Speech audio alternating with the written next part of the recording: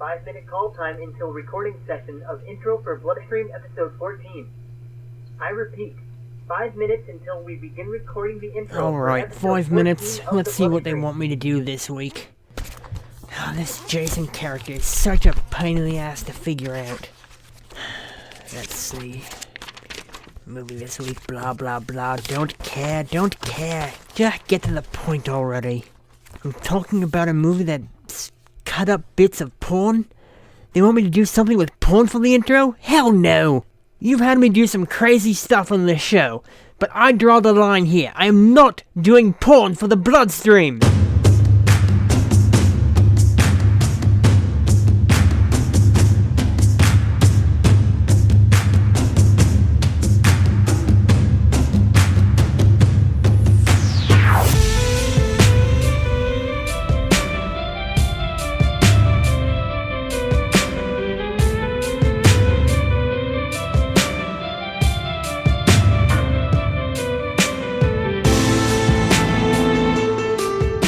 Welcome aboard, streamers. This is episode 4.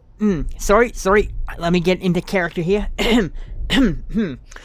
Welcome aboard, streamers. This is episode 14 of the Bloodstream, and I am your host, Jason Gray, and I am totally not from either Australia or New Zealand. Nudge, nudge, wink, wink. If you're just joining us for the Bloodstream, on this show, I like to find random stuff online to watch streaming, usually from Amazon or Netflix, give it a watch, report back to you what's going on, then usually I end up yelling about it in the final minutes of the show. Since this is October, I've been taking a look at movies that have Halloween in the title as a very loose theme, and this has turned out to be an absolutely terrible idea, because if Halloween is in the title, unless your movie happens to be directed by John Carpenter or spawned from that franchise, it seems that having Halloween in your title means it's going to be a really terrible movie. For the show this week, I found a little movie called Halloween Horror at Midnight. Well, that sounds promising at least. Whenever I find a movie, I like to do at least a little bit of research, usually at least the bare minimum of looking up the IMDb page, seeing who's in it, stuff like that. When I went to look this one up, I can't seem to find the IMDb page. Well, that isn't too unusual for me. I do come across movies that have alternate titles, and some are generic and very hard to find. Such as last week's episode 13, where I looked at 13, and good luck looking up 13 online, as I said back then. And since this is kind of generic, let me throw in some of the actor names that Amazon is giving me and see what I can find. I can usually figure it out from there. And, why are all these actors' credits looking like they're in porn movies? What have I gotten myself into? Okay. Porn stars do sometimes do legit movies. Maybe it's absolutely nothing weird going on here. Once again, this movie has no trailer, and I got no music to play aside from if I want to go looking for some of that amazing 70s Bow Chicka Wow music, which I'm kinda tempted, but instead I'm just going to dive right into this mess and talk about Halloween Horror at Midnight. Halloween Horror. 3 R's in that. It's easy to see how one might get confused with the content that's going to be coming up. Halloween Horror at Midnight is, yet again, an anthology movie, kind of. Things get kicked off with a dude and his girlfriend going to have a bit of a seance, I guess, with this lady, and I'm just gonna jump right into the first clip with these guys. It's a little silly, most of this movie really is, and take it away. Ah, I see you have reservations. As a matter of fact, we do. Tomorrow night at a haunted house. Not those type of reservations, silly boy. Your woman here has second thoughts about traveling to a place that is inhabited by such a troubled and restless spirit. You mean Gail Evelyn? Yes. Her burdened soul is trapped there in that dank dwelling you speak of, awaiting a release that may never come. How can you tell all that? I was born with a gift. I'd say a couple. So why is she here? After death, most spirits rise up to a greater reward. However, there are those unfortunate souls that are forever bound to this earth by, let's say, unfinished business. Really? Like, waiting for a lost love? Exactly. Her lover may have moved on to a greater plane, but her vow to wait for him may anchor her to this mortal coil for all eternity. Oh my gosh. Maybe we could actually help her? How? I don't know. But if she appears to us, maybe we can explain? I don't know about you, doll, but if she appears to me, don't go grab 'em for the trousers flying out the front door. Why? 'Cause I'll be in 'em. Mike, stop it. Be serious. I am being serious. Any horny ghost shows up, I'm gone. Horny ghosts? What have I gotten myself into? The fortune teller, seance woman, soothsayer then goes on to say that if they're worried about these horny spirits, all they have to do is protect themselves with a love wraith. Love wraith? What have I gotten myself into? Fortunately, it turns out that just involves a kiss between the guy and his girlfriend. Oh, but wait, here it comes. Here comes the porn.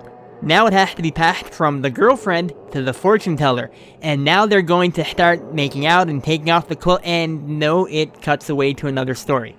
What is this? The movie cuts away from the fortune teller stuff it's never heard from again. The movie then starts to go into a story called The Ghost Bride of Dracula. And for a good number of minutes, we get treated to watching old reused footage from, I think it's some Christopher Lee Hammer Dracula movie, which has nothing to do with anything. And this movie does this a lot.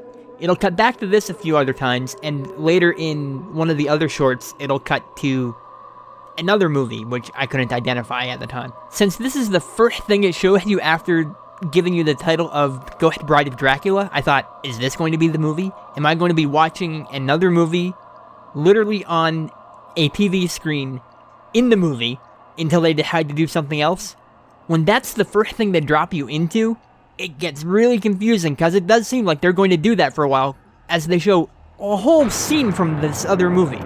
Eventually it does cut back to other stuff, thankfully. But what a way to get started, right? But no, none of that. We're not going to actually be enjoying a Christopher Lee movie. Instead, we cut to 3 blonde women in a hot tub that are seemingly naked, but the movie frames itself and cuts around any actual nudity, mostly, from the neck up, stuff like that. While they're hanging out in the hot tub, their minion dude, which we're going to find out is actually named Renfield, because of course he is busy making them some Bloody Marys. And yes, emphasis on the bloody. The girls chat for a bit, they make sexual innuendo with each other because this seems like it's gonna be a porn movie, but never quite gets there. And they make fun of Renfield a bit, but also say that they keep him around because he has a particular set of skills. Oh, what have I gotten myself into? After that weirdness, we then cut to a couple lurking outside in the bushes, watching all this through binoculars, while they plot to get inside and rescue some girl that's been kidnapped, and that's our next clip. Ashley's definitely in there. Are you sure? I see her with my own eyes, along with 2 hotties and a smoking hot babe. Well, why would I doubt you? You've been staring in that window for an hour. Well, it's steamy in there. And yeah, that's what I've been doing. You're a jerk. Come here. They made me horny. Stop, they're gonna hear us. So I'll put my hand over your mouth while we do it. Haven't you ever fantasized about that? You're a sicko. Sicko? For God's sake, Mina. I'm your husband. Well, you know what? Your timing really sucks. I thought we came here to hunt vampires and to collect on this $1 million reward for Ashley. We did. But I thought, we can have a little fun. You mean sex? Exactly. Whatever, forget it. So what are we gonna do now? I guess we just stick to the plan. We're both masseuses, making house calls. But nobody called us. Don't worry, let me do all the talking.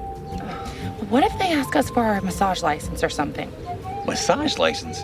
Uh-huh. Mina, where did you come up with this stuff? I don't know. But I do know I have a bad feeling about this. What do I know? I'm just a sicko. Don't forget, baby. And yes, their names are Jonathan and Mina. Because of course they are. And let me tell you, this whole plot to go up there as some secret random masseuses just visiting the neighborhood, you will not find a more typical porn plot setup this side of Pizza Delivery Man, right? I mentioned a few episodes ago how there's this thing called porn without plot, which is pretty self-explanatory. It seems that what I've found here is porn without porn. The best way I can describe this entire movie is that someone took a bunch of pornos, hacked out all the sex, edited around any nudie bits to get down to like a regular PG-13 rating or so, and left you with, on the cutting room floor, all the bits that are actually the plot of a regular porn movie. This is a bizarre concept in and of itself. Porn movies are notorious for having threadbare plots, and what you're watching here shows exactly how bad that is. Plus, it takes out what most people would consider all the interesting stuff. I'll probably yell more about this later at the end of the thing, but I wanted to bring that up before I forgot. It's just such a weird beast to create. But back to the movie. Jonathan and Mina seem to have found the girl that they're looking for in the castle, so they call up the guy who hired them, which just happens to be Van Helsing. Because of course it is. And the girl they're looking to rescue is his daughter Ashley. Jonathan isn't so sure that the hot babe they saw earlier is Miss Dracula, and I can't believe these words are even coming out of my mouth. He doesn't believe it's Miss Dracula because it's 1 in the afternoon. But oh no, wait. Van Helsing points out that he knows Renfield has made a concoction that can protect them from sunlight. Also, Miss Dracula was inside the house. The hunters wait outside until dark to go rescue Ashley, and why? Why do they always do this in vampire movies? You're sitting out there at 1 in the afternoon, go attack at 1 in the afternoon. Yes, at least in this version, the vampire isn't safely asleep in their coffin, but still easier to attack these people in the daylight because vampires in sunlight, right? Every vampire movie, we'll wait until sundown. What could go wrong? Anywho, the couple goes up, knocks on the door, and Jonathan warns his wife that he might have to sleep with Miss Dracula in order to save Ashley. Right, that's the plan. Miss Dracula tells Renfield to send them away, she doesn't need a masseuse, and then they come in anyways and do their thing. Since this is porn leftovers, I shouldn't be too surprised that the writing is, subpar, to be kind. They could have done a little better here, maybe, just a bit. They pair off to go sleep with Miss Dracula and Renfield, and really, what's the plan here? Anyone? Never mind. Next day dawns, and the masseuses just happen to have extra clothing with them because they're wearing different outfits, and should I really be picking apart the plot like this at this point? Probably not. Anyways, Renfield gives Mina the grand tour of the castle in our next clip. This is just another one of the many bedrooms in Miss Dracula's mansion. Wow, it's so beautiful, and it's so big. Why, thank you. And the room's pretty good size, too. I get it. I'm joking. I'm a big kidder. But not a liar, I see. What's that? Oh, nothing. Okay, moving right along. What about that room over there? That room's off limits. Stay out of there. Wow, looks like I struck a nerve. No, it's just that we're doing some remodeling in that room. Well, in that case, I don't blame you. Right. Okay, let's move on. Okay. Wow. This staircase is one of the grandest features of the Dracula mansion. It's amazing. Would you like to hear some history on it? Huh. Actually, I'd like to make some history on it. Oh. Great minds think alike. Shall we start with some oral history? That sounds good to me. Wait. They go by a staircase in this clip, and I swear it's the same staircase I saw 5 shirtless guys walk up in Bigfoot vs. D.B. Cooper. I am positive of it. I'm really too lazy to go back and suffer through that movie again just to find out, so I'm gonna say yes, it is definitely. And on the subject of Mina, wow, such emotion, wow. Did she have to be amazed at everything she got shown? After much more sex, Jonathan finally finds Ashley, so there is plot development somewhere in this. He picks the lock with a spoon. Sure, why not? No, that doesn't work, so he goes to get something else. As dumb as it is, I actually appreciate the humor at this point, and it makes about as much sense as anything else in this movie up to now. He eventually gets in the room, he unties Ashley, she warns him that if they catch him, they'll kill both of them. But you know what they just happen to have enough time for? More sex. Meanwhile, Van Helsing just walks right into the castle so he can meet up with Miss Dracula and they can have makeup sex. Why didn't you just do that 2 days ago? Save all this plot? You would think that would be the end of the movie, everyone would leave and go home, but before that can happen, the 3 lady vamps run into Mina and, of course, they have more sex. Now, let me be clear, from the way I'm talking, this must sound like some hardcore porno where every 27 seconds there's nudity and sex. And you would be, absolutely, 100% wrong. Because every time there's a threat of sex, whoop, we cut our way to somewhere else. There hasn't even been a single scene of nudity. But back to the movie, as I keep saying. Ashley ties up Jonathan so she can escape, which doesn't make sense, and she runs into Renfield and cons him into having sex so she can escape, which doesn't make sense, and she doesn't actually end up escaping anyways. This all leads to every single character piling into the living room so they can sit down, have a chat, and all the secrets and plot twists, kind of, are revealed in the next clip. Thanks a lot. And after all I've done for you. Sit down and shut up. You know, I'm not a virgin anymore. What? What was I supposed to do? She threw herself at me. You're a liar, and you never told me you were married. You're a liar and a jerk. Oh, really? Well, what about you? I'll be fine here with Renfield. Fine doesn't even describe it. What is all the commotion down here? Well, it seems that the masseuse had many more reasons to be here than just to relieve stress. Yeah, 1,000,000 of them. Well, you see, kind of told the Harkins I'd give them $1 million if they freed Ashley. Why would you do that? I need a diversion, so I can come see you. Oh, that's so sweet. Well, that sucks. That really sucks. Well, you know, there's only one thing left to do. Sex. Sex is the one thing. As someone's flicking through channels trying to find the next movie to watch, there is a brief moment where a guy in a monkey suit runs up to kidnap a woman, and how do I keep running into movies with men in monkey suits? This is what, the third or fourth one I've encountered with the Bloodstream? God. But he grabs the woman, and it's probably the closest this movie comes to actual nudity. There's a brief, weird, animated interlude with egg pirates trying to attack a German egg castle, and I'm just gonna move on from that. The movie finally settles on its next short called Galaxy Zero, and okay, that one right there, I have heard of, and I know that's actually a porno. To be clear, I haven't seen it, I'm just aware of its existence. Not that there's anything wrong with watching porn. I just wanted to be clear about my personal experience with that particular movie. And that confirms it. This is indeed a random collection of edited footage from other movies. Cheap anthology confirmed. Galaxy Zero starts off with a guy and a girl flirting, and he goes in to rip off her top, and just as he does that, the camera pushes and zooms in, and fades off to somewhere else. I'm kind of amazed at how they managed to edit out anything porn-related, aside from the attempts at sex. This movie cuts away to some random sci-fi movie for a good long time, and eventually when it comes back from that, it's two alien babes having a chat on their... oh, what the hell? They're talking to each other. On communicators that glow, and are shaped like dildos. Ring, ring, ring, ring, ring, ring, ring, ring, ring, dildo phone. I need a clip stat. This is Galactic Explorer 69. My landing was successful. Very well, 69. For the sake of the Earthlings, I will call you Serena while you're on their planet.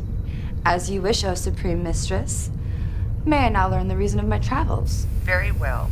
You must proceed to the nearest populace. Once there, you have 24 Earth hours to engage in their sex secrets.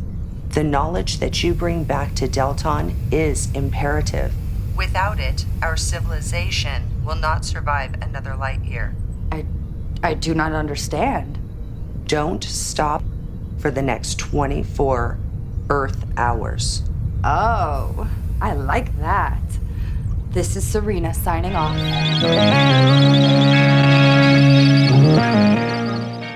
Look, if you want a guidebook to fun sex from Earth, just go buy a copy of the Kama Sutra. Save you a lot of trouble. Although, to be fair, probably not as fun. Anywho, Serena arrives on Earth and immediately runs into the couple from earlier, and they start to have witty banter between them, which goes right over Serena's head because, haha, she's an alien who doesn't understand a joke. They agree to have sex with Serena because, oh, that was such a hard thing to talk them into, I'm sure. But of course, we immediately cut away from anyone having sex, and instead pick up the plot again with Serena contacting the Home Office. And this is such bizarre comedy gold, I'm going right to another clip already. Oh, this is an emergency. I must take this.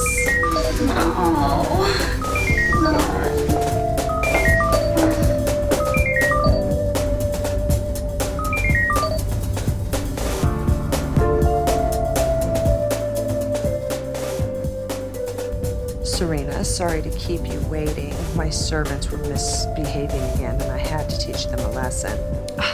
You're the best teacher I know, Supreme Mistress. Too bad it doesn't result in procreation. Oh, you're so kind. I just called to report back. I've engaged the Earthlings in sexual intercourse, and it seems to be quite gratifying. In fact, it's extremely exciting. That's good news, Serena. And are you learning anything? Oh, yes. I've learned this thing called joking, but I haven't quite figured it out yet. Is that all you've learned? I've also learned that the male species has something that greatly resembles our communication devices. Do you mean our dildometer? Yes. Only theirs are much larger. Interesting. I couldn't imagine why they would need to be larger.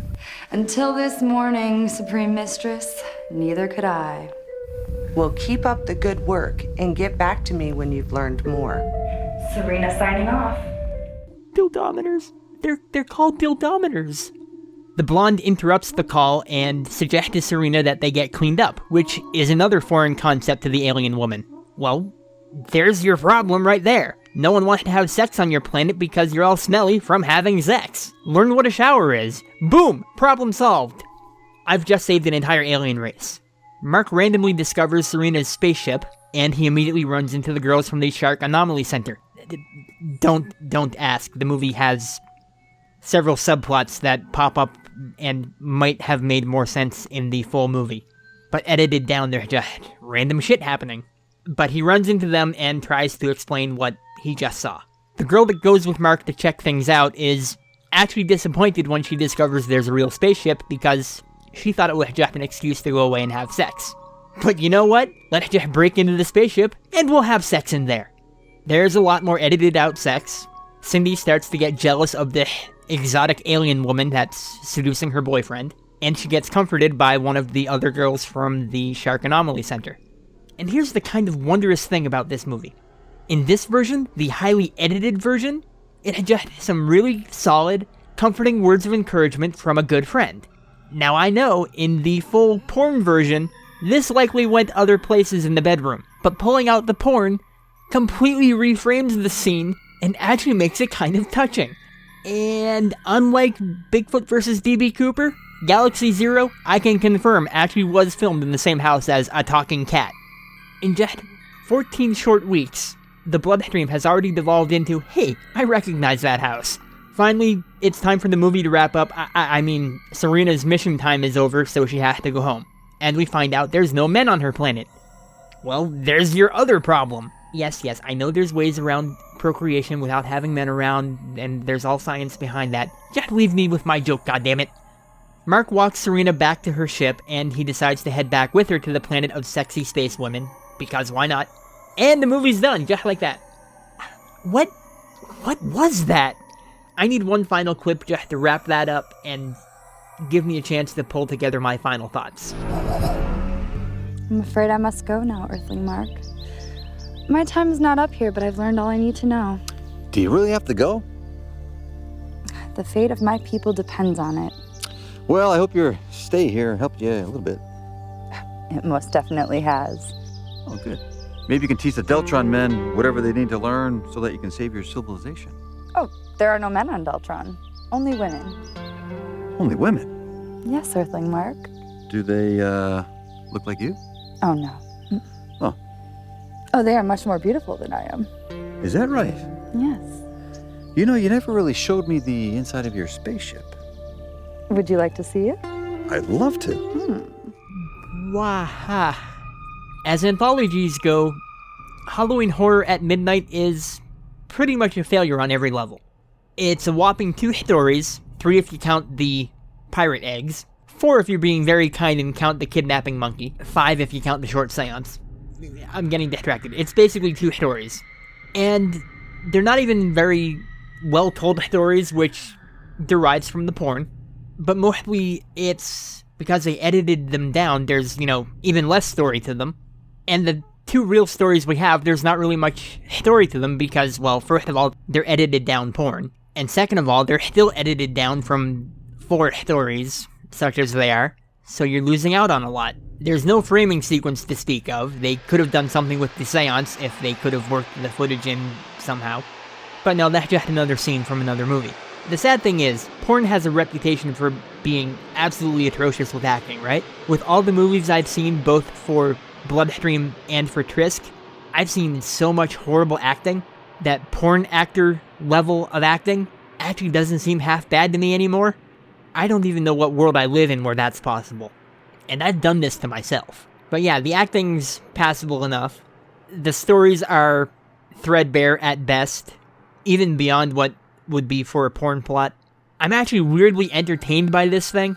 If they hadn't padded things out so much with the random footage from other much better movies, they maybe could have put in a third edited down short, which actually would have been really fun in its way. I mean, this is goofy and silly at its best, largely because it's porn. If you want to see what porn is without porn, and you want some goofy, really silly fun, I'd almost say check this out. It's under an hour. I can't really recommend it, because I can't really sit here and say, hey, you should go out and watch some porn. That doesn't even have porn in it.